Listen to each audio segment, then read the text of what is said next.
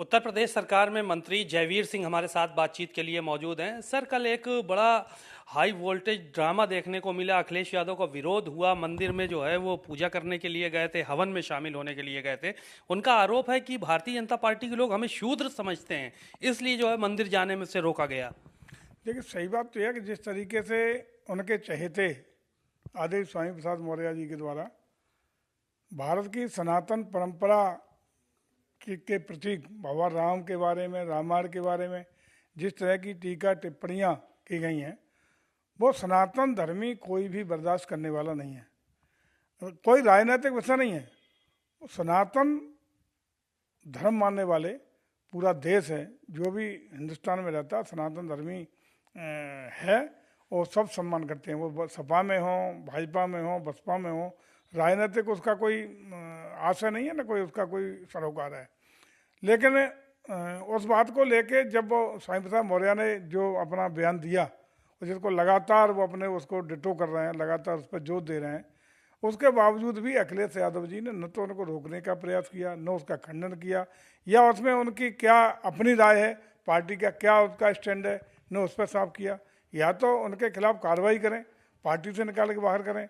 जब नहीं हो रहा है तो सनातन धर्मियों की गुस्सा, साधु संत समाज की गुस्सा निश्चित रूप से अखिलेश जी के प्रति बढ़ रही है, और इसके लिए वो उत्तरदायी है। न तो भारतीय जनता पार्टी के कोई लोग उनका वहाँ विरोध करने जा रहे, लेकिन यदि मंदिर में जाओगे और मंदिर के ही जो संत हैं, पुजारी हैं, सनातन परंपरा हैं, उसके प्रतीक भगवान राम है, उनको गालियाँ दोगे तो दोनों चीज़ें एक साथ चलने वाली नहीं है। क्या अखिलेश यादव को वाकई में आप लोग शूद्र मानते हैं? देखिए, सही बात यह है कि अखिलेश जी इस समय शुद्ध रूप से जाति राजनीति पर उतर पड़े हैं।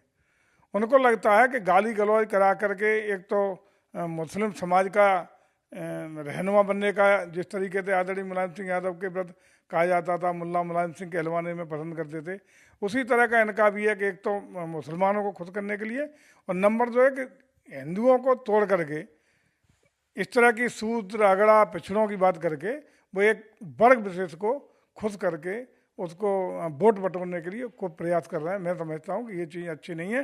भारत में रहने वाला जो भी है सनातन धर्मी है हिंदू, और सनातन धर्म पर जो कुठाराघात करेगा वो जाति धर्म के आधार पर नहीं, जाति और पिछड़ा अगला शूद्र कह के नहीं, बल्कि वो सारे लोग भारत के सनातन धर्म के प्रतीक आदरणीय भगवान राम के मानने वाले हैं, राम के प्रति आस्था है, और राम हिंदुस्तान की परंपरा की धरोहर है, हिंदुस्तान के सनातन धर्म की धरोहर है।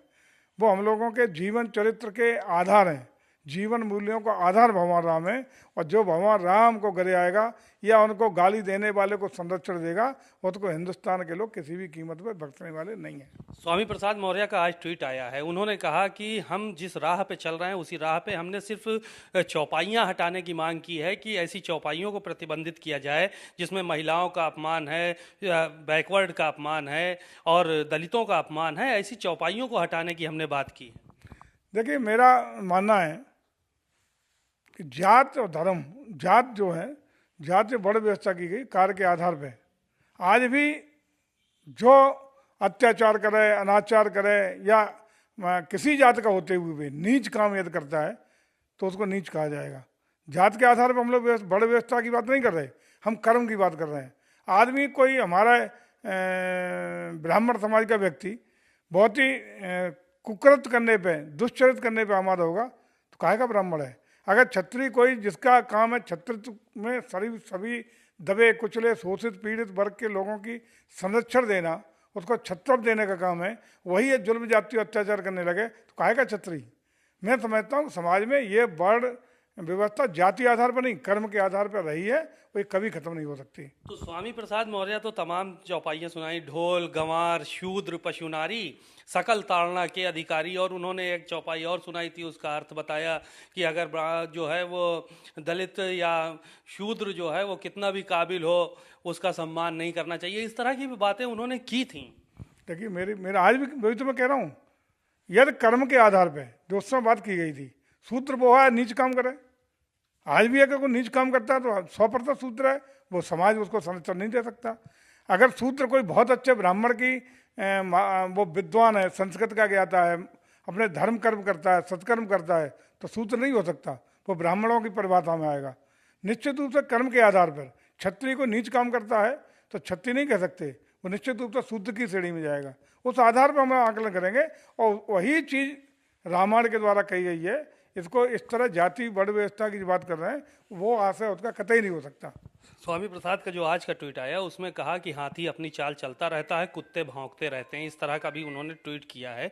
और इसी तरह से कहा कि हम अपने स्टैंड पर कायम रहेंगे, विरोध कितना भी लोग करते रहें।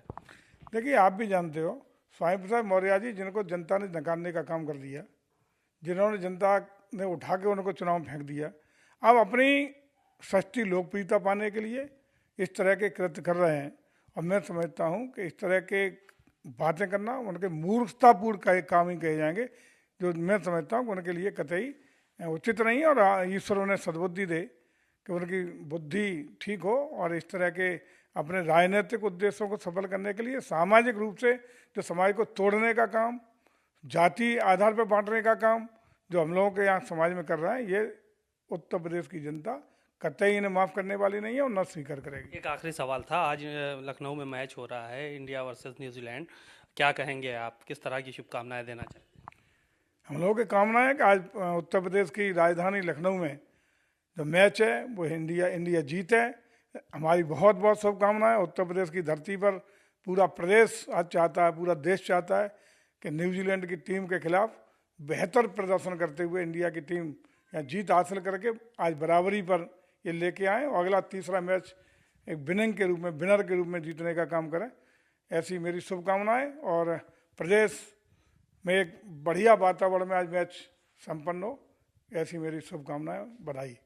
बातचीत के लिए शुक्रिया। आपने सुना जयवीर सिंह उत्तर प्रदेश सरकार में मंत्री हैं, उन्होंने स्वामी प्रसाद पर हमला बोला और कहा कि स्वामी प्रसाद मौर्य को पहले ज्ञान होना चाहिए कि किस परिप्रेक्ष्य में क्या बातें कही गई हैं, और साथ ही साथ अखिलेश यादव पर भी उन्होंने निशाना साधा। कैमरामैन आशुतोष के साथ सीमा नकवी, भारत समाचार, लखनऊ।